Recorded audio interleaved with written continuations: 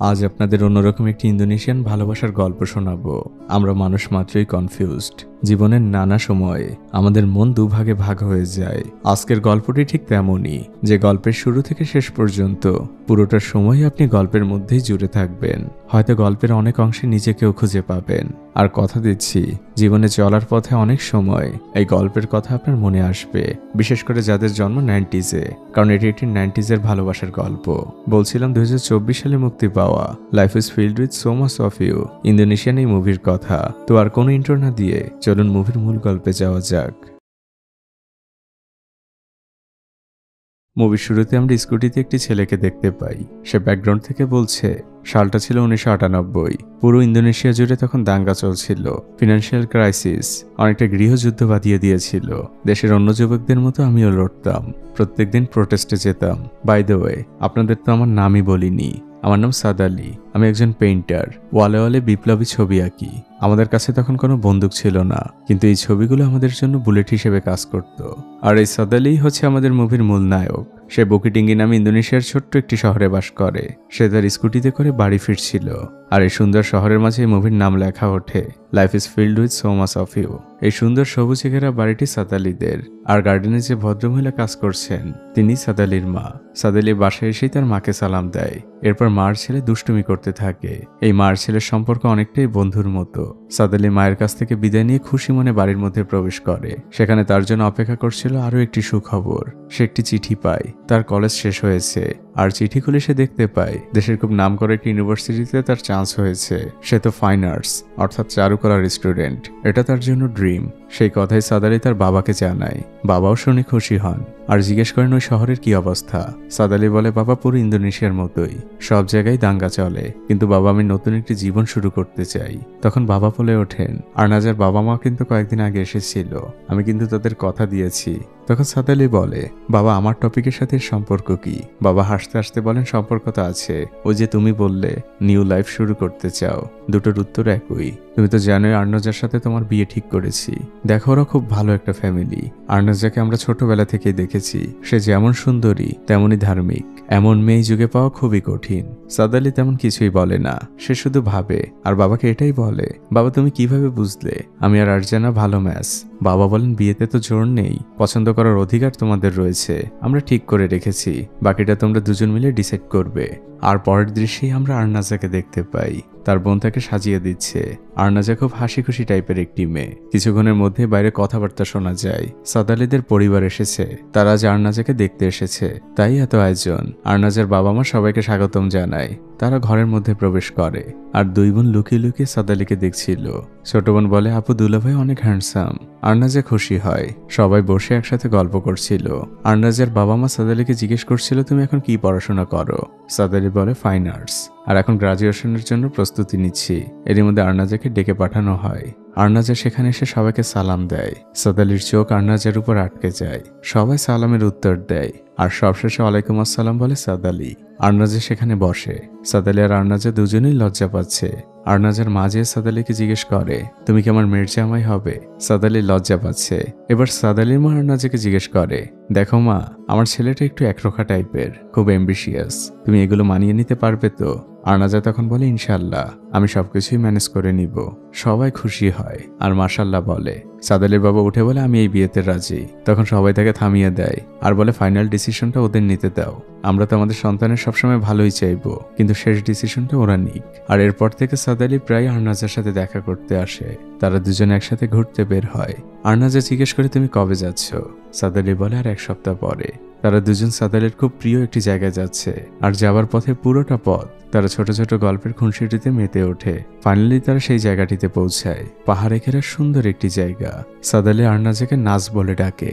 সে জিজ্ঞেস করে, নাজ তোমার ব্যাগের মধ্যে কি? নাজ উত্তর দেয়, সময় হলেই জানতে পারবে। তারা দুজনে গল্প করতে থাকে। আর এই মোমেন্টটা যেখানে দুই পরিবার রাজি, তাদের বিয়ে ঠিক হয়েছে, আর এখন তারা বেরিয়েছে প্রেম করতে। What a moment! আর জায়গাটা ছিল তার থেকেও সুন্দর। সাদ আলী বলে, জায়গাটা খুবই সুন্দর। তখন আর্নাজা খোঁচা মেরে বলে, তুমি যখন শহরে যে আরো সুন্দর জায়গা দেখবে, তখন এই জায়গার সৌন্দর্য ভুলে যাবে। সাদ আলী আর্নাজার কথার মানে বুঝতে পারে। সে তখন সিম্পলি বলে, nothing is more beautiful than you, তোমার থেকে সুন্দর কিছুই হতে পারে না। আর্নাজা খুশি হয়ে যায়। এই দুই কাপলের মাঝে সেখানে এক ভালোবাসার অন্যরকম মুহূর্তের সৃষ্টি হয়। আর এর পরের দৃশ্য চলে আসে সাদ আলীর সেই স্বপ্নের শহর জগজাতে, যেখানে সে পড়াশোনার জন্য এসেছে। এই শহরটি আর্ট আর কালচারে একদম ভরপুর। সাদ আলী স্বপ্নালু চোখে চারদিকে তাকাচ্ছে। দেওয়ালে দেওয়ালে বিভিন্ন আর্ট ঝোলানো, তার কাছে বেশ ভালো লাগছে। সে প্রথমে তার এক বন্ধুর কাছে আসে যে এখানেই থাকে। তার এই বন্ধুর নাম হচ্ছে বুডি। বুডি খুব ফানি টাইপের একজন মানুষ। সে সাদ আলীকে জিজ্ঞেস করে, আচ্ছা এই শহরে তো আসলি, এখন তো তোর একটি বাসা ভাড়া প্রয়োজন, তুই আমাকে বল তোর কেমন বাসা প্রয়োজন। সাদ আলী কিছুক্ষণ চিন্তা করে, তারপর বলে সে শুধুমাত্র একটা দরজা থাকলেই হচ্ছে। বুডি বলে, বুঝতে পেরেছি, তুই সবকিছু গুছিয়ে নে, এখনই তোর স্বপ্নের ঠিকানায় তোকে নিয়ে যাচ্ছি। তারা দুজন সাথে সাথে একটি বাড়ির সামনে চলে আসে। এটাকে বাড়ি বললে ভুল হবে, এটা একটা লাইব্রেরি, আবার রেস্টুরেন্টও, সেই সাথে একটা আর্ট এক্সিবিশন গ্যালারিও। মোটামুটি বলতে পারেন এখানে গুণী শিল্পীদের আড্ডা হয়। অ্যাস্থেটিক একটি জায়গা, যেখানে তখন একটি এক্সিবিশন চলছিল। সাদ আলী সেখানেই হাঁটছিল, কিন্তু হঠাৎই তার চোখটা আটকে যায় একজনের উপরে। সাদা ড্রেস পরা একজন মহিলা। সাদ আলী মুহূর্তের মধ্যে যেন এক অন্য দুনিয়ায় হারিয়ে যায়। কথা বলার মাঝে সেই মহিলাও সাদ আলীর দিকে তাকায়, কিন্তু কোনো পাত্তা দেয় না। এর মধ্যে সেখানে অন্য একটি মেয়ে আসে। এই মেয়েটির নাম গ্রেস। সাদ আলীর বন্ধু বুডি আর গ্রেস পূর্ব পরিচিত। তারা দুজন মজা করছিল, আর গ্রেস সাদ আলীকে বলছিল, আপনার বন্ধু বুডি, তার সম্পর্কে নিশ্চয়ই আপনি ভালো করে জানেন। তার কিন্তু ড্রিঙ্কস করার অভ্যাস আছে। একবার তো এখানে এসে মাতলামি করে বমি করে দিয়েছিল। বুডি তখন হাসতে হাসতে বলে, আর সেজন্য মীরা আমাকে ঘাট ধাক্কা দিয়ে বের করে দিয়েছিল। এরপর বুডি গ্রেস আর সাদ আলীর সাথে পরিচয় করিয়ে দেয়। তারা একজন আরেকজনের সাথে পরিচিত হয়। সাদ আলী খুব পোলাইট টাইপের একজন ছেলে, খুব অল্প সময় সে মানুষকে ইমপ্রেস করতে পারে। এরপর বুডি গ্রেসকে জিজ্ঞেস করে, আচ্ছা মীরা কোথায়, তাকে তো দেখছি না। গ্রেস বলে, সে তো এখানেই ছিল, মনে হয় আশপাশে কোথাও আছে, কিন্তু মীরাকে কেন খুঁজছ? বুডি বলে, তোমাদের পেছনের বাড়িটা তো এখনো ফাঁকা আছে, ওটা আমি ভাড়া নিতে চাই। গ্রেস বলে, তুমি নিবে ভাড়া? মীরা কখনোই তোমাকে ভাড়া দিবে না। বুডি বলে, আমার জন্য না, বাড়িটা আমি আমার বন্ধু সাদ আলীর জন্য নিতে চাচ্ছি। গ্রেস এবার রাজি হয়। তারা তিনজন মীরার সাথে দেখা করার জন্য বাড়ির পেছনের দিকে যাচ্ছে। আর গ্রেস হচ্ছে মীরারই কাজিন। পুরো বাড়িটাই যেন আর্টে ভরপুর, পেছনটাও গাছপালা দিয়ে খুব সুন্দর করে সাজানো। আমরা দূরে মীরাকে দেখতে পাই, অর্থাৎ সে সাদা ড্রেস পরা মহিলাটি। সাদ আলীর চোখ আবারও থমকে যায়। গ্রেস দূর থেকে চিৎকার করে বলে, ছেলেটি বাড়ি ভাড়ার জন্য এসেছে। আর এদিকে আমাদের সাদ আলী, সে তো এক অন্য দুনিয়ায় হারিয়ে রয়েছে। মীরা তার হাতের কাজগুলো শেষ করে আর এসে সাদ আলীর সাথে পরিচিত হয়। সাদ আলী তার নাম বলে। মীরার হাতে তো মাটি লাগানো ছিল, তাই হ্যান্ডশেক করতে যেও করতে পারে না। সাদ আলী বলে, আপনি একদম আমার মায়ের মতো, আমার মাও বাগান নিয়ে ব্যস্ত থাকেন। মীরা বলে, তুমি এই বাড়ি ভাড়ার কথা কিভাবে জানলে? সাদ আলী বলে, ক্যাম্পাস থেকে জেনেছি। তখন মীরা বলে, বুঝতে পেরেছি, তুমি আর্ট ক্যাম্পাসের কিড। কিড শব্দটা সাদ আলীর একটু লাগে। সে বলে, আমি শুধু আমার বাবা মায়ের কিড, আপনি আমাকে বাচ্চা না বললেই খুশি হব। মীরা হেসে দেয়। সাদ আলী বলে, আমি কি আপনার বাড়িটা দেখতে পারি? মীরা তাকে বাড়িটি ঘুরিয়ে ঘুরিয়ে দেখাচ্ছিল। বাড়িটি ছিল সাদ আলীর চিন্তার থেকেও বেশি সুন্দর। তার ইচ্ছে এবং স্বপ্ন দুটোই যেন এখানে মিলেমিশে একাকার। ব্যাকগ্রাউন্ড থেকে সাদ আলী সেই কথাগুলোই বলছিল। সে মীরাকে জিজ্ঞেস করে, এত সুন্দর বাড়ি এত কম টাকায় কেন দিচ্ছেন? মীরা জানে আমি যাকে তাকে ভাড়া দিব না, আমার একমাত্র শর্তই হচ্ছে এই বাড়ি আমি তাকেই ভাড়া দিব যে আমার বাড়িটিকে যত্ন করে রাখতে পারবে। সাদ আলী খুশি হয়। মীরা তাকে তার রুম দেখিয়ে দেয়। এই বাড়িতে দুটো রুম, মীরা একটি রুম ভাড়া দেয়। এরপর সাদ আলী গ্রেসের কাছে ফিরে আসে আর তাকে ধন্যবাদ দেয়। গ্রেসও তাকে কনগ্রাচুলেশন বলে। পরের দৃশ্যে দেখা যায় সাদ আলী তার জিনিসপত্র নিয়ে চলে এসেছে। তার সাথে তার বন্ধু বুডিও রয়েছে। তারা দুজন গল্প করছে আর সাদ আলী সবকিছু গোছাচ্ছে। দূরে মীরাও ছিল। সাদ আলী মাঝে মাঝে মীরার দিকে তাকাচ্ছিল। কখনো কখনো তো তাদের চোখাচোখি হয়ে যাচ্ছিল। বুডি সাদ আলীকে সতর্ক করে, ওভাবে তাকাস না, জ্বলে পুড়ে যাবি। এর মধ্যে মীরা সেখানে আসে আর বুডিকে উদ্দেশ্য করে বলে, আমি কিন্তু সাদ আলীকে বলে দিয়েছি তুমি যদি এখানে থাকো ভাড়া কিন্তু দ্বিগুণ হবে। বুডি হাসতে হাসতে বলে, না আমি থাকবো না, শুধু মাঝে মাঝে আড্ডা দিতে আসবো। এরই মধ্যে হঠাৎ করে কেউ মীরাকে মা বলে ডাক দেয়। সাদ আলীর চোখও সেদিকে আটকে যায় আর তার মনের মধ্যে চলতে থাকা স্বপ্নটা মুহূর্তের মধ্যেই হারিয়ে যায়। মীরা পরিচয় করিয়ে দেয়, ইনি হচ্ছেন আমাদের নতুন ভাড়াটিয়া, তোমার আঙ্কেল। আর সাদ আলীকেও বলে, এ হচ্ছে আমার মেয়ে কিকান। তারা দুজনেই পরিচিত হয়, কিন্তু বুডির সাথে কিকান কোনো কথা বলে না, কারণ তার মা তাকে নিষেধ করেছে। বুডি কিছুটা লজ্জা পায়। মীরা তার মেয়েকে নিয়ে গেট থেকে বের হয়ে যায়। তারা এখানে থাকে না, তাদের বাসা এখান থেকে অল্প কিছুটা দূরে। সাদ আলী দূর থেকে নির্বাক দৃষ্টিতে তাকিয়েছিল। সে বুডিকে জিজ্ঞেস করে, মীরা বিবাহিত? বুডি বলে, হ্যাঁ সে বিবাহিত, তার একমাত্র মেয়ে কিকান। আর মীরার ডিভোর্সের বিষয়টাও এখন প্রক্রিয়াধীন, যে কোনো সময় তার হাজবেন্ডের সাথে তার ডিভোর্স হবে। মীরা সম্পর্কে কি তোর আর কিছু জানার প্রয়োজন? সাদ আলী বলে, আজকের জন্য এটুকুই যথেষ্ট। এটা বলে সে সেখান থেকে চলে যায়। ওই দিন রাতের বেলা সাদ আলী আরনাজকে চিঠি লেখার জন্য বসে। তখন তো ফোনের কোনো ব্যবস্থা ছিল না, চিঠিই ছিল একমাত্র যোগাযোগের মাধ্যম। সাদ আলী ছোট থেকে বড় সকল বিষয় চিঠির মাধ্যমে আরনাজাকে জানায়। সে খুব সুন্দর একটি বাসা পেয়েছে, যেটা খুব অল্প টাকায়, আর বাসার মালিকও অনেক ভালো। সবকিছু সে এক চিঠিতেই লেখে। সাদ আলী একটি দেওয়ালের কাছে আসে, যেখানে কিছু যুবক আর্ট করছিল। তারা প্রতিবাদের আর্ট করে। সাদ আলী জিজ্ঞেস করে, আমি কি আপনাদের সাথে জয়েন হতে পারি? ছেলেগুলো তাকে সাদরে আমন্ত্রণ জানায়। তারা নিজেদের মধ্যে পরিচিত হয়। তারপর একসাথে তারা ওয়াল আর্ট করতে শুরু করে। সাদ আলী তো আর্টের স্টুডেন্ট, তাই সে অন্যদের থেকে অনেক ভালো আঁকতে পারে। সাদ আলীর আর্ট দেখে সবাই অনেক ইমপ্রেস হয়। কিন্তু আর্টটি শেষ হওয়ার আগেই সেখানে পুলিশ চলে আসে। পুলিশ দেখা মাত্রই ওখান থেকে সবাই দৌড়ে পালায়। এদিকে সাদ আলীর রেস্টুরেন্টের টেবিলে বসে বসে একটি আর্ট করছিল। তখন সেখানে গ্রেস আসে। সেও দূর থেকে বিষয়টি দেখতে পায়। সে সাথে সাথে কিচেনে তার বোনের কাছে যায়, আর মীরাকে যেয়ে বলে, আপু, তোমার নতুন ভাড়াটিয়া সাদ আলী, সে তোমার রেস্টুরেন্টের টেবিল নষ্ট করছে। সে কি সব যেন আঁকাআঁকি করছে। সাথে সাথে মীরা গ্রেসের সাথে বাইরে আসে। সাদ আলী তখনও এক মনেই এঁকে চলেছে। মীরা এসে পেছনে দাঁড়ায়, আর টেবিলের উপরে আর্ট দেখে তার খুবই ভালো লাগে। সে সাদ আলীকে ডাকও দেয় না, উল্টো সে মনে মনে খুশি হয়। তারপর সে আবারও কিচেনে ফিরে আসে। গ্রেস জিজ্ঞেস করে, আপু, তুমি ওকে কেন কিছু বললে না? মীরা বলে, ও তো ভালোই আঁকছে, আঁকতে দাও না, খারাপ তো লাগছে না। আর এর মধ্যে সেখানে বুড়িও আসে। সে সাদ আলীকে বলে, তুই এটা কি করেছিস? মীরা যদি দেখতে পায় তোর তো কপালে খবর আছে, সেই সাথে আমারও অবস্থা খারাপ করবে, আমারও এখানে আসা বন্ধ হয়ে যাবে। পেছনেই আমরা মীরাকে দেখতে পাই। মীরাকে দেখে বুড়ি আমতা আমতা করতে থাকে। সে সকল দোষ সাদ আলীর উপর দিতে থাকে। সাদ আলী বলে, এটা আমি পরে মুছে দিব। মীরা তখন বলে, মোছার কি দরকার, আমি আগেই দেখেছি, তোমার আর্টটা অনেক সুন্দর হয়েছে। মীরা ওই টেবিলের কাছে আসে, আর সে ভালো করে লক্ষ্য করলে বুঝতে পারে এটা শুধু একটি আর্ট না, এখানে একটি গল্প লুকিয়ে আছে। সাদ আলীকে সে গল্পের কথা জিজ্ঞেস করে। সাদ আলী বলে, এটা দুজন মানুষের পরিচয়ের গল্প। মীরা বলে, সেটা কি কোনো গাছের নিচে? সাদ আলী বলে, এটা কোনো গাছ না, এটা মেঘ। দুজন মানুষের মেঘের রাজ্যে পরিচয়ের গল্প। মীরা খুশি হয়, কিন্তু সে বুড়িকে সতর্ক করে, তুমি এখানে আড্ডা দাও ঠিকই, কিন্তু আমার ঘরে বসে কিন্তু ড্রিঙ্কস করা চলবে না। সাদ আলী বলে, সেই দায়িত্ব আমার, ওকে আমি এমনিতেও ড্রিঙ্কস করতে দেই না। সাদ আলীর কথায় মীরা খুশি হয়ে সেখান থেকে চলে যায়। রাতের বেলা মীরা কিচেনে একা একাই কাজ করছিল। তাকে দেখে খুবই ডিপ্রেসড মনে হচ্ছে। মূলত তার মনে পড়ে যাচ্ছে তার এক্স হাজবেন্ডের কথা, তাদের ডিভোর্সের প্রক্রিয়ার কথা। তার এক্স হাজবেন্ড আসলে তার সাথে চিট করেছে। তার আরো একটি সংসার রয়েছে, যেটা গত 15 বছর ধরে সে লুকিয়েছে। মীরা এসব বিষয় নিয়ে খুবই ডিপ্রেসড। তখন হঠাৎই সেখানে সাদ আলী আসে। মীরা জিজ্ঞেস করে, তুমি এত রাতে এখানে কি করছো? সাদ আলী বলে, ক্ষুধা লেগেছিল, আর আমার কাছে শুধু এক প্যাকেট নুডলসই ছিল। মীরাও চারপাশটা খুঁজতে থাকে, আর বলে, কিচেনে আসতে তেমন কোনো খাবার জিনিসও নেই। সে ফ্রিজে 2টো ডিম খুঁজে পায়, আর সাদ আলীকে দিয়ে বলে, এটুকুই আমি তোমার জন্য ম্যানেজ করতে পেরেছি। সাদ আলী মীরাকে ধন্যবাদ দেয়। মীরা তখন সাদ আলীকে আরো বলে, আর তাছাড়া তো সবকিছু 10টায় ক্লোজ করে দেওয়া হয়, তোমার ভাগ্য ভালো, আমি আজ একটু পার্সোনাল কারণে এখানে থেকে গিয়েছি, না হলে তো কিচেনও অফ থাকতো। সাদ আলী যে নুডলস নিয়ে আসে, আর নুডলস খেতে খেতে সে মীরাকে বলে, আপনাকে যতই দেখছি ততই মুগ্ধ হচ্ছি, আপনি একা মানুষ সবকিছু এত সুন্দরভাবে ম্যানেজ করেন। মীরা তখন তার চাবির থলে থেকে একটি চাবি বের করে তার সাদ আলীর দিকে বাড়িয়ে দেয়, আর বলে, এটা তোমার কাছে রাখো, আমি চলে যাবার পরে কিচেনটা আটকিয়ে দিবে। সাদ আলী খুবই অবাক হয়। সে বলে, আমি নতুন একজন মানুষ, আপনি কোন ভরসায় আমাকে চাবি দিচ্ছেন? আমি যদি সবকিছু চুরি করে ফেলি? মীরা তখন বলে, এখানে চুরি করার মতো এমন কি আছে? সাদ আলী বলে, অনেক কিছুই। মীরা সেখান থেকে উঠে দাঁড়ায়, আর সাদ আলীকে গুড নাইট বলে সেখান থেকে চলে যায়। সাদ আলী বসে বসে মীরার কথা ভাবছে। এদিকে আমরা মীরাকে দেখতে পাই, তার গাড়িতে কোনোভাবে স্টার্ট নিচ্ছে না। সে বেশ কিছুক্ষণ চেষ্টা করে। তখন সাদ আলী সেখানে আসে। সে মীরাকে সাহায্য করতে চায়। মীরা বলে, গাড়ি এখন ঠিক হবে না, আমি পায়ে হেঁটেই চলে যাব। সাদ আলী বলে, আমি আপনাকে এগিয়ে দিয়ে আসি। মীরা বলে, কোনো দরকার নেই, আমার মায়ের বাসা কাছেই, হেঁটে যেতে খুব বেশি সময় লাগবে না। সাদ আলীও নাছোড়বান্দা। সে বলে, যেহেতু বেশি সময় লাগবে না, তাই আমি আপনার সাথে যাই। মীরা আর কিছু বলে না। তারা দুজন বাইরে বেরিয়ে হাঁটতে শুরু করে। মীরা জিজ্ঞেস করে, আচ্ছা, এত বড় বাড়িতে একা একা থাকো, তোমার ভয় করে না? সাদ আলী বলে, ভয় কেন করবে, আর আমি তো একা থাকি না, আপনার লাগানো গাছগুলোও তো রয়েছে, ওগুলোর সাথে সময় পেলেই আমি একা একা কথা বলি। গাছ আমার ভীষণ পছন্দ।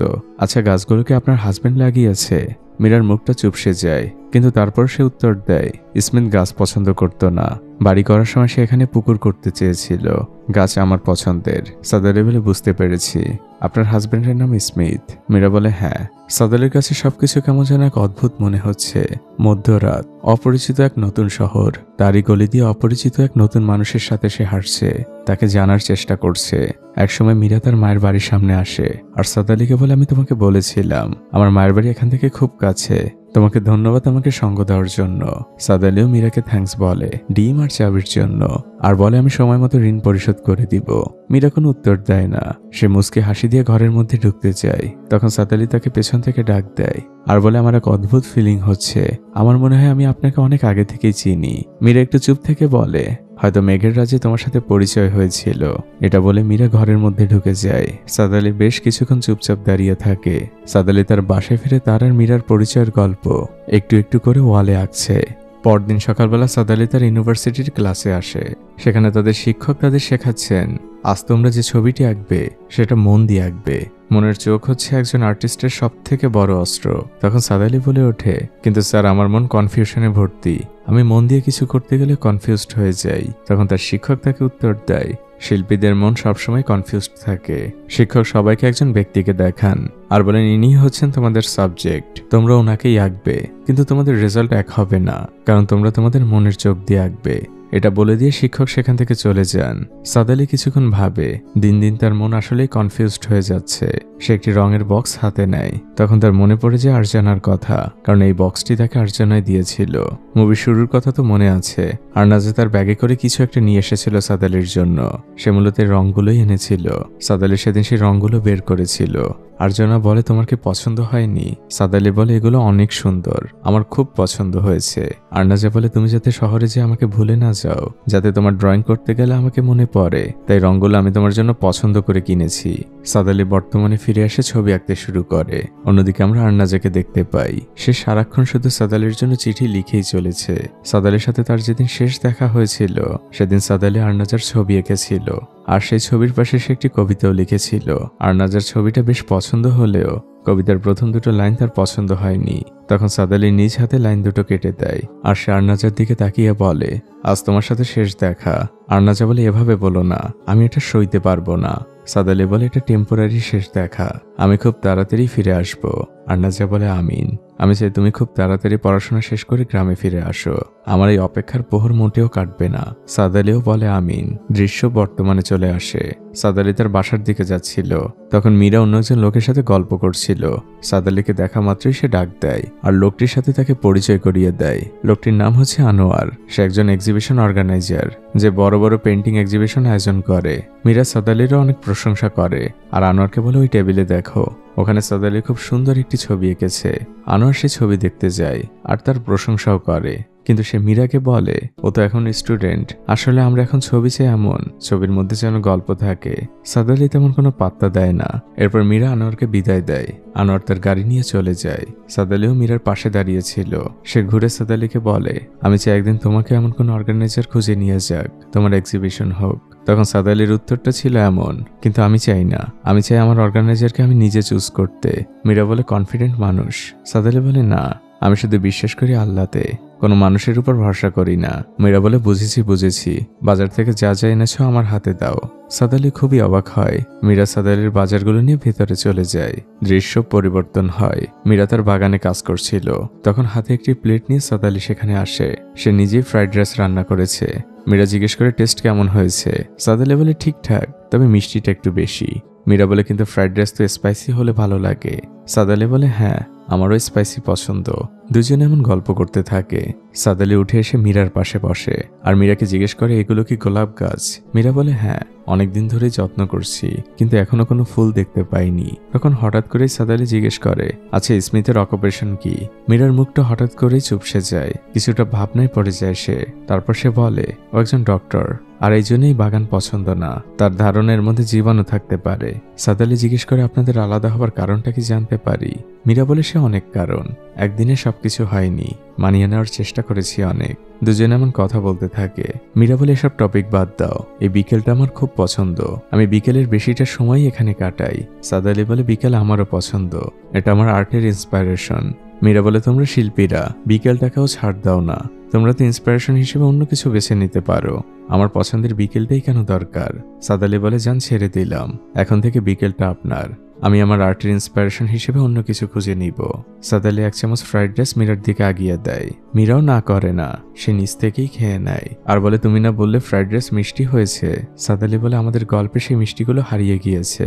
মীরা ভাবনায় পড়ে যায় আর একটি মুচকি হাসি দেয়। এদিকে আমরা আর্নাজাকে দেখতে পাই। তার চিন্তা জুড়ে শুধুমাত্র সাদ আলী। সাদ আলীর সাথে কাটানো সময়গুলো তার সব সময় মনে পড়তে থাকে। তার দিনের পুরোটা সময় কাটে সাদ আলীর স্মৃতি মনে করে। বাইরে তখন কেউ একজন এসে আর্নাজাকে ডাক দেয়। সে সাথে সাথে দৌড়ে যায়। সাদ আলীর বাড়ি থেকে কেউ এসেছে।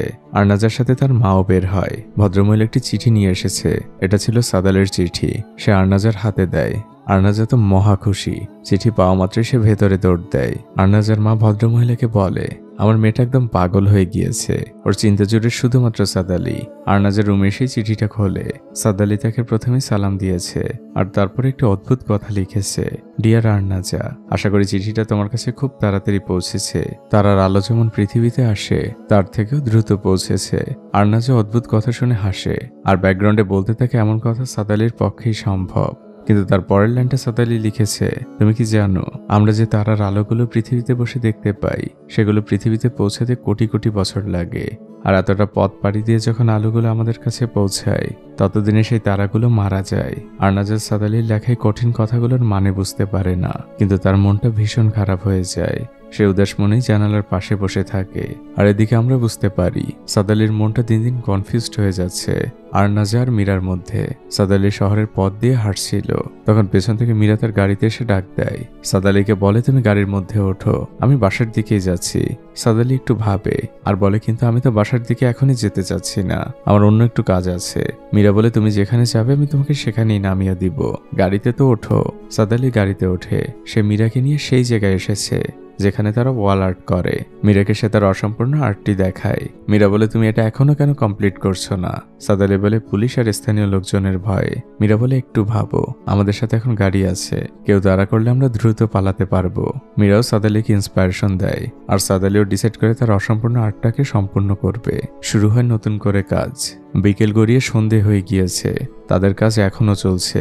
সন্ধেবেলায় সেই ছেলেগুলো আসে, তারাও আর্টে অংশ নেয়। মীরাও বেশ খুশি, সে যেন অনেকদিন পর মন খুলে কারো সাথে ঘুরছে, নিজের জীবনের ছন্দটা আবারও ফিরে পেয়েছে। সেও সাদ আলীকে সাহায্য করছে, দেয়ালের রং করছে, এক অন্যরকম পরিবেশ। হঠাৎই সাদ আলী মীরার হাতটা ধরে। মীরা একটু অবাক হয়ে যায়। তারপর সাদ আলী মীরাকে শেখায় কিভাবে তুলি ধরতে হয়। মীরা মুস্কি হাসে। এভাবে তাদের আর্ট চলতে থাকে। আর্ট শেষ হতে হতে সন্ধে করিয়ে রাত নেমে এসেছে। সাদ আলী আর মীরা দুজন দেওয়ালের দিকে তাকিয়ে আছে। অবশেষে সাদ আলীর আর্টটা শেষ হয়েছে। তখন হঠাৎই পেছন থেকে কিছু লোকের চিৎকার শোনা যায়। স্থানীয় লোকজন তাদের তাড়া দিচ্ছে। সাদ আলী মীরা সহ সবাই ব্যস্ত হয়ে যায় সেখান থেকে পালাতে। মীরা দ্রুত গাড়ি বের করে আর সে জোরে গাড়ি চালিয়ে সেখান থেকে বেরিয়ে যায়। শহরের বড় রাস্তা দিয়ে তারা আগাচ্ছে আর তারা দুজনে মন খুলে হাসছে। মীরা সাদ আলীকে নিয়ে তার পছন্দের একটি জায়গায় এসেছে আর সেখানে এসে সে গাড়ির স্টার্ট অফ করে দেয়। মীরা তখন সাদ আলীকে বলে, তোমার গ্রামের পাহাড়গুলোতে এর থেকেও সুন্দর। সাদ আলী উত্তর দেয়, তা তো ঠিক বলতে পারবো না, কারণ কখনো এভাবে পালাতে পালাতে পাহাড় দেখিনি। সাদ আলীর উত্তর শুনে মীরা হেসে দেয়। তারপর তারা দুজন গাড়ির সামনে মাটিতে বসে। মীরা আনমনেই বলছে, এখানে আমি কারোর সাথেই প্রথম আসলাম, সবসময় একা এসেছি। সাদ আলী জিজ্ঞেস করে, আমি কারণটা জানতে পারি? মীরা বলে, তেমন কোনো কারণ নেই, এখানে এসে একা সময় কাটাতে আমার খুব ভালো লাগে। তবে হ্যাঁ, আমার রেস্টুরেন্টের গেস্টদের নিয়েও এসেছি, কিন্তু তখনও নিজের কাছে একাই মনে হয়েছে। তখন সাদ আলী বলে, আমিও তো নতুন কেউ, আজ আপনার একা ফিল হচ্ছে না? মীরা উত্তর দেয়, না, তুমি তো সেদিন বললেই তোমার মনে হয় আমরা অনেক পূর্ব পরিচিত। সাদ আলীও তখন গভীর ভাবনায় পড়ে যায়। মীরা সবকিছু হাসি দিয়ে উড়িয়ে বলে, সবকিছু এত ডিপলি নিও না, মোমেন্টটাকে এনজয় করো। মানুষের জীবনে এমন সুন্দর মুহূর্তগুলো খুব কমই আসে। মুভির এই অংশের পরিবেশটা ছিল একদম অন্যরকম। ঝিরিঝিরি বাতাস, সামনে লেক, তার সামনে পাহাড়। তারা দুজন মাঝরাতে বসে আছে। কিছুক্ষণ পর মীরা উঠে দাঁড়ায় আর কিছুটা সামনে যেয়ে চিৎকার করে বলে, থ্যাংক ইউ সাদ আলী। মীরাকে দেখে বড্ড খুশি মনে হচ্ছে। সাদ আলীও তার পিছু পিছু আসে আর সে আবার চিৎকার করে বলে, ওয়েলকাম মীরা। তারা দুজনে পাহাড় থেকে ভেসে আসা তাদের প্রতিধ্বনি শুনছিল। তারা বেশ কিছুক্ষণ দুজন দূর পাহাড়ের দিকে তাকিয়ে দাঁড়িয়ে থাকে। সাদ আলী খুব ধীরে ধীরে মীরার দিকে হাত বাড়াতে যায়। তখনই মীরা তার নিজের হাতটি গুটিয়ে নেয়। বাইরে যখন সূর্যের অল্প অল্প আভা দেখা যাচ্ছিল, আমরা বুঝতে পারি ভোর হয়ে আসছে। দৃশ্য পরিবর্তন হয়। পরদিন মীরার আর্ট গ্যালারিতে একটি এক্সিবিশন ছিল। বুডি সাদ আলীকে জিজ্ঞেস করে, এই এক্সিবিশনে তোর কোনো আর্ট আসেনি? সাদ আলী বলে, না, আমি এখনো প্রস্তুত না, আমার কোনো আর্ট রেডিও হয়নি। বুডি বলে কিন্তু এখানে আজ অনেক গুণী গুণী শিল্পী আসবে, তোর এখানে থাকা উচিত ছিল। সাদ আলী বলে একদিন আমারও সময় আসবে। হঠাৎই সাদ আলী বুডিকে বলে উনি তো মিস্টার জিম, ইন্দোনেশিয়ার সব থেকে বড় আর্ট অর্গানাইজার। বুডি বলে হ্যাঁ, উনি মাঝে মাঝে এমন ছোট গ্যালারিতে আসেন রিয়েল ট্যালেন্টের খোঁজে, দৃশ্য পরিবর্তন হয়। রাতের বেলা মীরা বলছিল মিস্টার জিম আমার এখানে মাঝে মাঝেই আসে, কিন্তু কি জানো আমার সাথে তার হাই হ্যালোর সম্পর্ক, কিন্তু তার সাথে ভালো সম্পর্ক হচ্ছে স্মিথের। তুমি চাইলে আমি তাকে রিকোয়েস্ট করতে পারি। সাদ আলী বলে কোনো দরকার নেই, সময় হলে সেই আমাকে খুঁজে নিবে। মীরা বলে ওভার কনফিডেন্ট। ভালো, খুব ভালো। মীরা বলে এক কাজ করতে পারো, তোমার যে টেবিলের আর্টটি রয়েছে তুমি তো এটা কমপ্লিট করতে পারো, যখন মিস্টার জিম এখানে আসবে আমি তাকে দেখাবো। সাদ আলী বলে আর্টটি তোমার ভালো লেগেছে? মীরা বলে আমি তো কোনো আর্টিস্ট না, তবে আমার কাছে খুবই ভালো লেগেছে। সাদ আলী বলে তাহলে আমি আর্টটি কমপ্লিট করব, তবে মিস্টার জিমের জন্য না, তোমার জন্য। এ কথা শুনে মীরা ভাবনায় পড়ে যায়। মীরা তখন সাদ আলীকে প্রশ্ন করে, আচ্ছা সাদ আলী, আনোয়ারের কাছে শুনেছি আর্টিস্টদের ইন্সপায়ারেশনের দরকার হয়, তুমি কি তোমার ইন্সপায়ারেশন খুঁজে পেয়েছো? সাদ আলীও মুখে হাত দিয়ে বলে আমার মনে হয় আমি খুঁজে পেয়েছি, কিন্তু আমার ইন্সপায়ারেশন জানে না যে সে আমার ইন্সপায়ারেশন। দুজন দুজনের দিকে বেশ কিছুক্ষণ নীরবে তাকিয়ে থাকে, আর তাদের নীরবতা ভাঙে দরজায় কারো কড়া নাড়ার আওয়াজে। মীরা উঠে দরজা খুলতে যায়। আমরা দেখতে পাই আনোয়ার এসেছে। সে মীরাকে হাক করে, যেটা সাদ আলীর মোটেও পছন্দ হয় না। তখন সাদ আলী মীরাকে বলে আমি বাসায় চলে যাই। মীরা বলে কেন, তুমিও আমাদের সাথে আড্ডা দাও। আনোয়ারও তাই বলে। সাদ আলী বলে আমি ব্যস্ত, কিন্তু এরই মধ্যে আনোয়ার সাদ আলীকে কিড বলে বসে। বিষয়টা সাদ আলীর লাগে। মীরার সামনে কেউ তাকে বাচ্চা বলুক, এটা তার একদমই পছন্দ না। সেও আনোয়ারকে অপমান করে দেয়। আনোয়ারও কিছু মনে করে না। সে মীরার সাদ আলীকে অফার করে চলো ক্লাবে যাই, ড্রিঙ্কস করি। সাদ আলী বলে আমার কাজ আছে, আর ড্রিঙ্কস করা আমার পছন্দ না। আর সাদ আলী এটাও বলে আমার মনে হয় মীরাও অনেক টায়ার্ড, সেও হয়তো বাইরে যাবে না। তখন আনোয়ার মীরাকে জিজ্ঞেস করে। মীরা বলে যেতে পারি এক শর্তে, আমি মাত্র 1 গ্লাস খাবো। মীরার কথা শুনে সাদ আলীর মনটা খারাপ হয়ে যায়। মীরা আনোয়ারের সাথে বের হতেই যাচ্ছিল। সাদ আলী তাকে পেছন থেকে ডাক দেয়, আর মীরাকে বলে প্রমিস করুন 1 গ্লাসই খাবেন। মীরাও একটু নীরব থেকে বলে প্রমিস করছি। আনোয়ার আর মীরা বাইরে চলে যায়, আর সাদ আলী তার রুমে আসে। তাকে দেখে বেশ উদাসীন মনে হচ্ছে। আমরা বুঝতে পারছি সাদ আলীর মনটা আসলে দিন দিন দুভাগ হয়ে যাচ্ছে মীরা আর আরনাজার মধ্যে। যত দিন যাচ্ছে ততই সে কনফিউজড হচ্ছে। আরনাজাকে সে চিঠি লেখার জন্যও বসে, কিন্তু আজ সে কিছুই লিখতে পারছে না। তার কলম বারবার আটকে যাচ্ছে। সাদ আলী তার বেডের পাশে মীরার বড় একটি ছবি আঁকে, যেন মীরা তার দিকে তাকিয়ে আছে। পরদিন সকালবেলা মীরা লক্ষ্য করে সেই টেবিলের উপর সাদ আলীর করা ড্রয়িংটি একদম কমপ্লিট, আর দেখতেও ভীষণ সুন্দর লাগছে। মীরা অনেক কিছুই ভাবে, আবার মুহূর্তের মধ্যে সবকিছু ভুলেও যায়। এদিকে সাদ আলী ঘুম থেকে উঠে যখন তার রুমের বাইরে আসে, সে গ্রেসকে দেখতে পায়। গ্রেস সেখানে বসে নুডলস খাচ্ছিল। সাদ আলী জিজ্ঞেস করে তুমি এখানে কি করছো? গ্রেস বলে আজ রেস্টুরেন্টে অনেক ভিড়, তাই ভাবলাম এখানে এসে ব্রেকফাস্ট করি। গতকাল তো পুরো রাত বাইরে ছিলাম। সাদ আলীও তার পাশে বসে আর জিজ্ঞেস করে কোথায় ছিলে। গ্রেস বলে মীরা ফোন দিয়েছিল, আমরা বারে গিয়েছিলাম। সাদ আলী জিজ্ঞেস করে পুরো রাত সেখানেই ছিলে? গ্রেস বলে হ্যাঁ, তবে মীরা আগে চলে এসেছিল, সে মাত্র একবার ড্রিঙ্কস করেছিল। এই কথাটি শুনে সাদ আলী মনে মনে খুশি হয়, আর সে জিজ্ঞেস করে বাই দ্য ওয়ে তোমার কাজিন মীরা কোথায়? গ্রেস খেতে খেতে উত্তর দেয় ও তো কোর্টে গিয়েছে, আজ ওর ডিভোর্স ফাইনাল হবে। এখান থেকে দৃশ্য চলে আসে মীরার কাছে। সে একটি ফাইল নিয়ে কোর্ট থেকে বের হচ্ছে। মীরার ডিভোর্সটা ফাইনালি শেষ হলো। মীরা মানসিকভাবে অনেক ভেঙে পড়েছে। আজ তার অনেক কিছুই মনে পড়ছে। প্রচন্ড নার্ভাস সে, কিন্তু মীরা যখন সামনে তাকায় সে সাদ আলীকে দেখতে পায়। সাদ আলী কোর্টের বাইরেই মীরার জন্য অপেক্ষা করছিল। এরপর তারা দুজন খুব সুন্দর একটি জায়গায় আসে। মীরা সাদ আলীকে তার ডিভোর্সের পুরো গল্পটা বলে। মীরার ডিভোর্সের প্রক্রিয়া শুরু হয়েছিল গত বছর, যখন থেকে সে জানতে পারে তার হাজবেন্ডের আরেকটি পরিবার রয়েছে এবং সেই পরিবারে 15 বছরের একটি মেয়েও রয়েছে। গত 11টা বছর মীরার হাজবেন্ড স্মিথ তার কাছ থেকে সবকিছু লুকিয়েছে।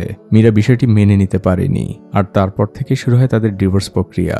মীরা এই গল্পগুলো নদীর ধারে বসে দূর আকাশের দিকে তাকিয়ে বলছিল, আর সাদ আলী মীরার সুন্দর একটি স্কেচ করে। সেই স্কেচ সে মীরাকেও দেখায়। আর ওই দিন সাদ আলী বাসায় ফিরে তার সেই দেওয়ালে মীরা সেই স্কেচটি করে। সাদ আলী আসলে তার রুমের চারপাশটা মীরাকে দিয়েই সাজাতে চায়। তার এই আর্টের ইন্সপায়ারেশন হচ্ছে মীরা। পরদিনের ডেট ছিল 31 ডিসেম্বর 1998, বছরের শেষ দিন। সবাই নতুন বর্ষ বরণের জন্য প্রস্তুতি নিচ্ছে, যে যার মতো করে আর্ট করছে। সেই আর্টে যোগ দিয়েছে সাদ আলী, গ্রেস আর বুডি। সাদ আলী আর গ্রেস অনেক মজা করছে। বুডি দূর থেকে তাদের ছবি তোলে, কিন্তু বুডি মনে মনে গ্রেসকে পছন্দ করে, তাই বুডির মনটা একদম জ্বলে পুড়ে শেষ হয়ে যাচ্ছিল। রাতের বেলা শুরু হয় 31st নাইটের প্রোগ্রাম। চারদিকে কনসার্ট হচ্ছে।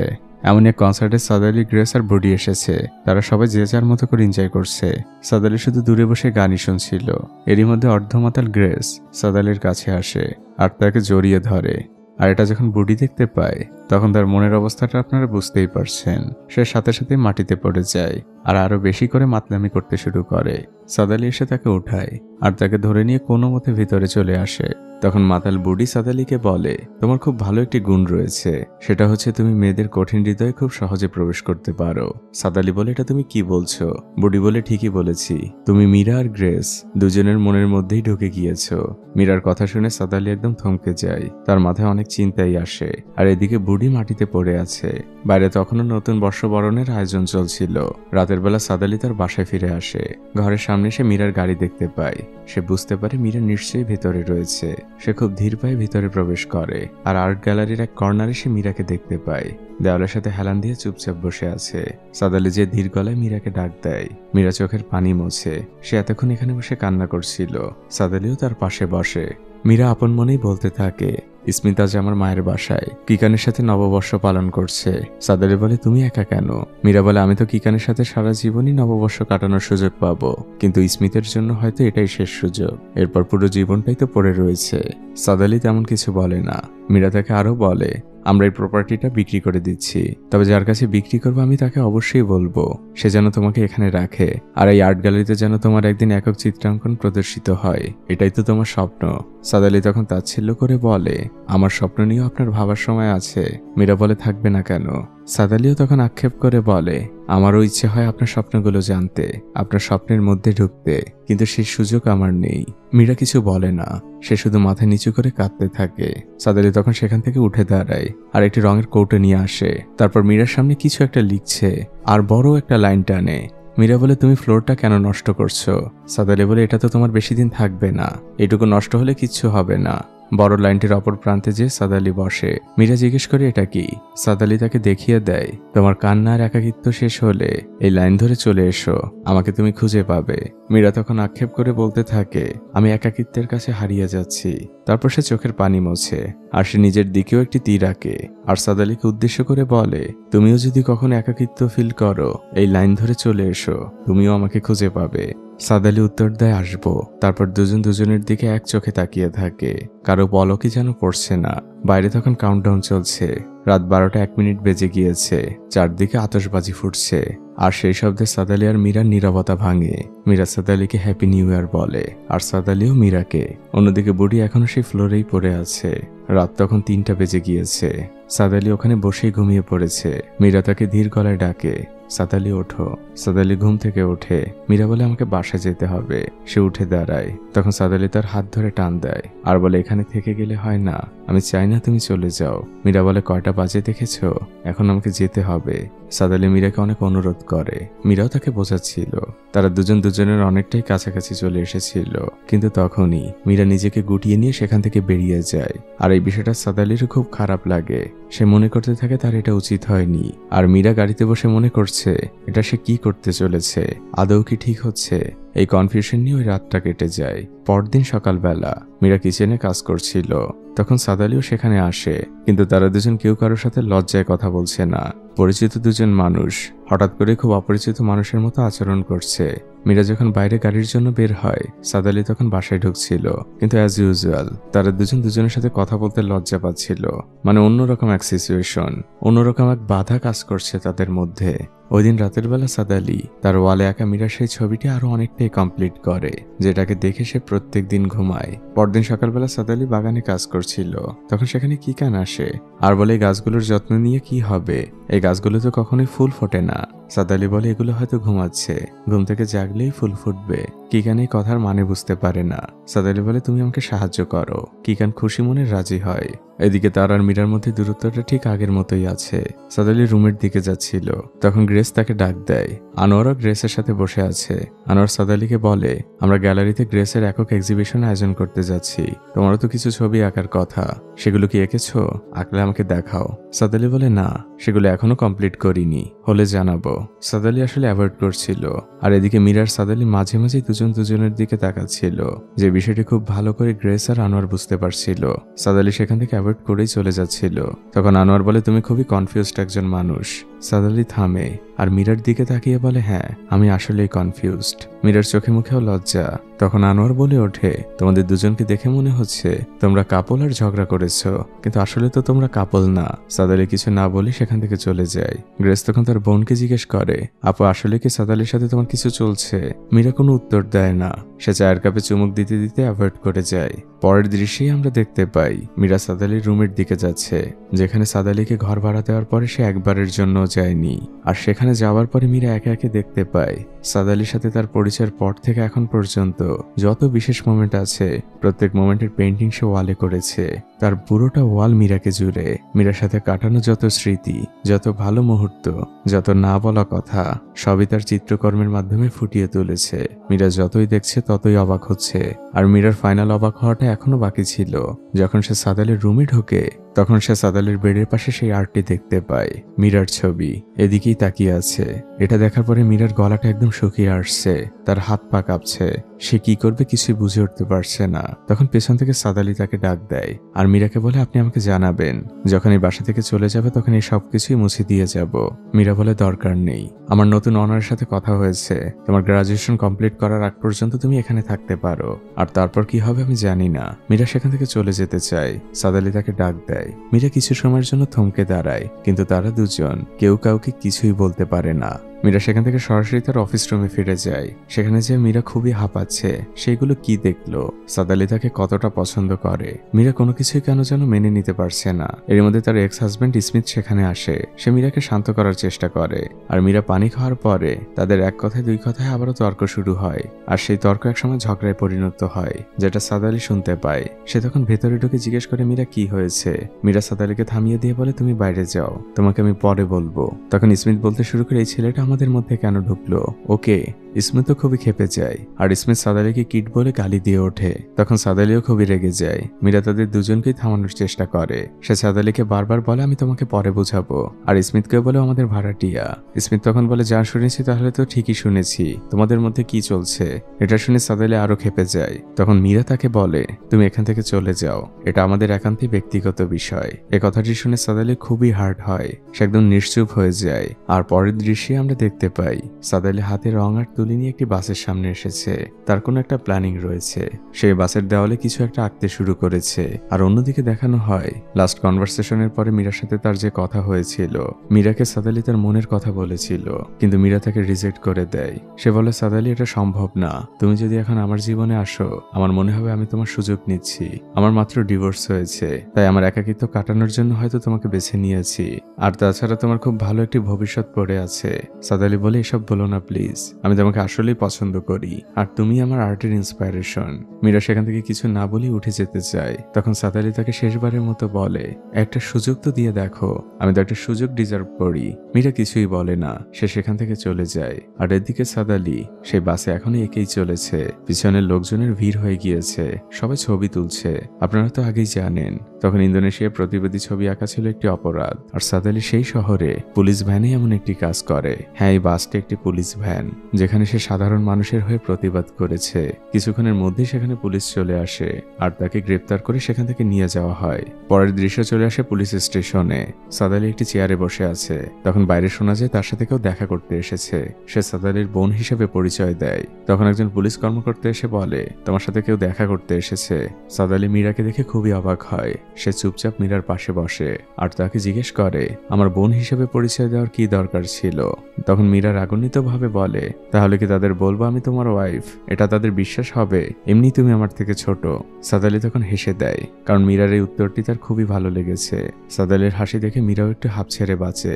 মীরা তাকে প্রশ্ন করে, নিজেকে আমার জন্য বিপদের মধ্যে ফেলে কি লাভ? সাদ আলী তখন তার রঙে ভর্তি হাত দিয়ে মীরার হাত ধরে আর তার হাত দুটো চেপে ধরে বলে, যাতে সামনের বিপদগুলো মোকাবেলা করতে পারি। এরপর সাদ আলী নিজে ড্রাইভ করে মীরাকে নিয়ে বাসায় আসে। গাড়ি থেকে মীরা নেমে যেতে চায়। সাদ আলী তাকে আটকায় আর মীরাকে প্রশ্ন করে, তোমার মনের মধ্যে এখন যেগুলো চলছে, ভয়, ঘৃণা, ভালোবাসা, সবকিছু আমার মনের মধ্যেও চলছে। দেখো, এটা খারাপ না। দুজন মানুষ দুজনকে ভালোবাসতেই পারে, আর তুমি আমার কোনো সুযোগ নিচ্ছ না। এরপর তারা দুজন অনেকটাই কাছাকাছি চলে আসে। শুরু হয় তাদের ভালোবাসার নতুন অধ্যায়। সাদ আলী সেই পুলিশ ভ্যানের আর্ট সকল জাতীয় দৈনিকে চলে আসে। আর সেটি চোকারে না মিস্টার জিম নামক সেই ব্যক্তির, যে ইন্দোনেশিয়ার সব থেকে বড় কিউরেটর। তার অ্যাসিস্ট্যান্ট এসে সাদ আলীকে বলে, তোমার আর কিছু আর্ট নিয়ে মিস্টার জিম তার সাথে দেখা করতে বলেছে।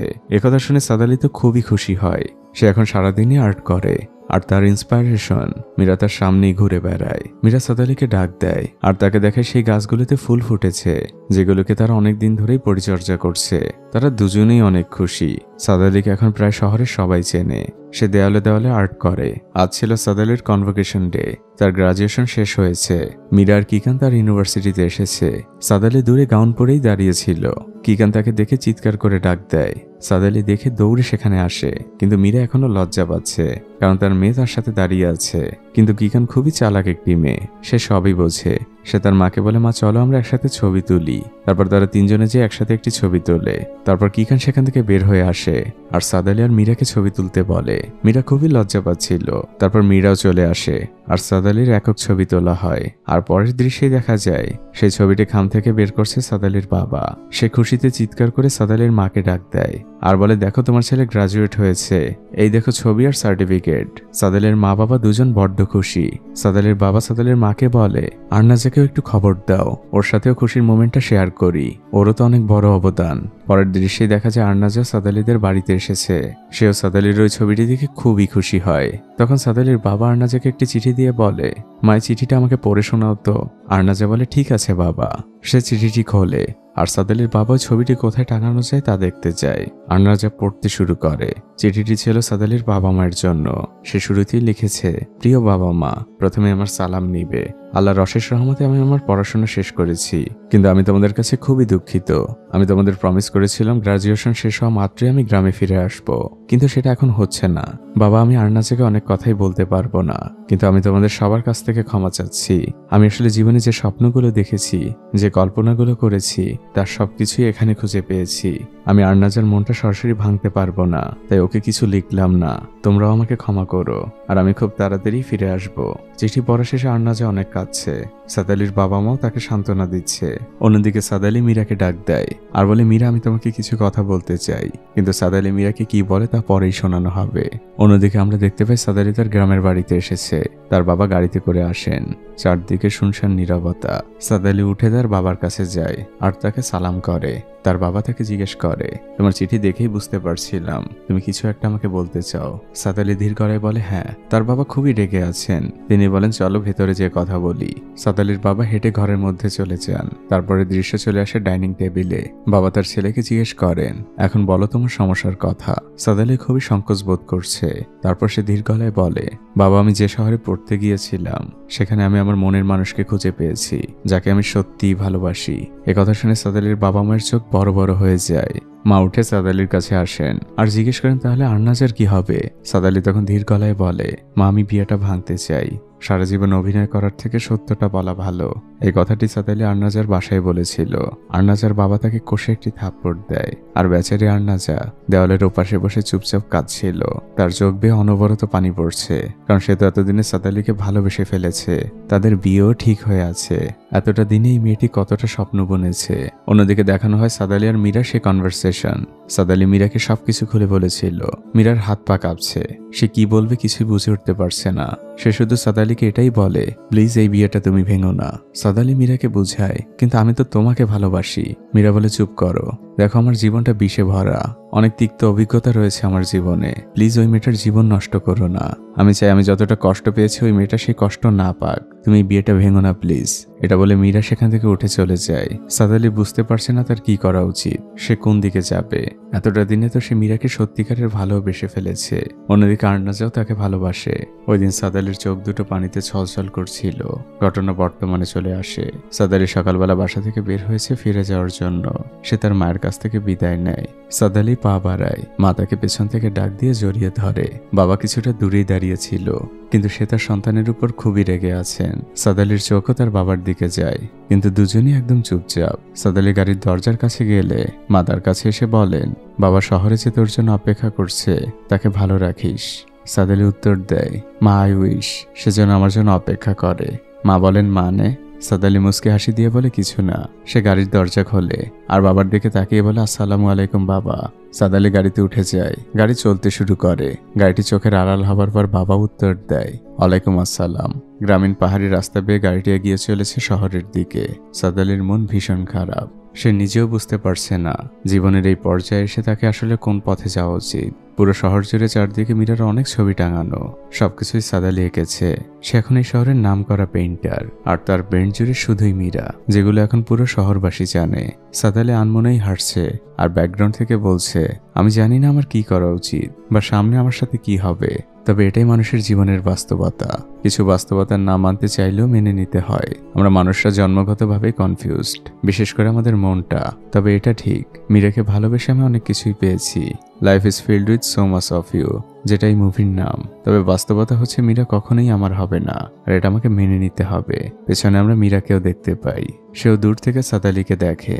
আর এই অসম্পূর্ণ ভালোবাসার মধ্যে দিয়ে মুভিটি এখানেই শেষ হয়ে যায়। কিন্তু না, এখনো একটু বাকি আছে।